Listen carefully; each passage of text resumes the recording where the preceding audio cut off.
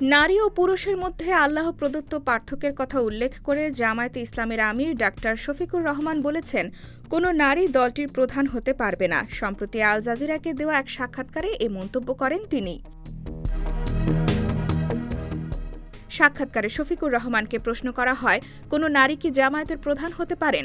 জবাবে শফিকুর রহমান বলেন, এটা সম্ভব নয়। এটা সম্ভব নয় কারণ আল্লাহ প্রত্যেককে নিজস্ব সত্তা দিয়ে সৃষ্টি করেছেন। কারণ পুরুষরা কখনোই সন্তান ধারণ করতে পারবে না, আমরা কখনো শিশুকে বুকের দুধ পান করাতে পারবো না। এটি আল্লাহ প্রদত্ত। আর নারী ও পুরুষের মধ্যে কিছু পার্থক্য রয়েছে। আল্লাহ যা সৃষ্টি করেছেন আমরা তা পরিবর্তন করতে পারি না। জাতীয় নির্বাচনে জামায়াত কতজন নারীকে মনোনয়ন দিয়েছে এমন প্রশ্নের জবাবে জামায়াতের আমির বলেন, সংসদ নির্বাচনে একজনও না, তবে আমরা প্রস্তুতি নিচ্ছি। আমরা ইতোমধ্যে স্থানীয় সরকার নির্বাচনে অংশ নিয়েছি, যেখানে আমাদের বোনেরা প্রতিদ্বন্দ্বিতা করেছেন এবং সফল হয়েছেন। তবে ভবিষ্যতে আমরা সংসদের জন্য সেই প্রস্তুতি নিচ্ছি। শফিকুর রহমান আরও বলেন, অন্যান্য দলগুলোতেও আপনারা উল্লেখযোগ্য সংখ্যক নারী দেখতে পাবেন না, কারণ এটি বাংলাদেশের একটি সাংস্কৃতিক বিষয়। তবে আমরা এর জন্য প্রস্তুতি নিচ্ছি। সাক্ষাৎকারের এক পর্যায়ে সাংবাদিক জামায়াতের এই অবস্থানের বিরোধিতা করে বলেন, চমৎকার, আপনি বলছেন যে তারা একটি সংগঠনের প্রধান হতে পারবেন না, অথচ তারা 17 কোটি মানুষের একটি দেশের প্রধানমন্ত্রী হতে পারেন।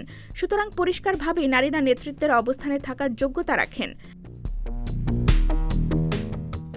জবাবে শফিকুর রহমান বলেন, এমনকি বিশ্বের অধিকাংশ দেশও এটাকে সম্ভব বলে মনে করেনি।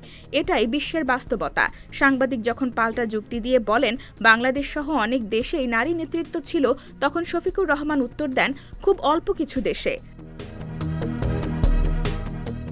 এরপর আলোচনাটি বিএনপির সঙ্গে জামায়াতে ইসলামের অতীতের রাজনৈতিক জোটের দিকে মোড় নেয়, যেই সময় বেগম খালেদা জিয়া প্রধানমন্ত্রী হিসেবে দায়িত্ব পালন করেছিলেন।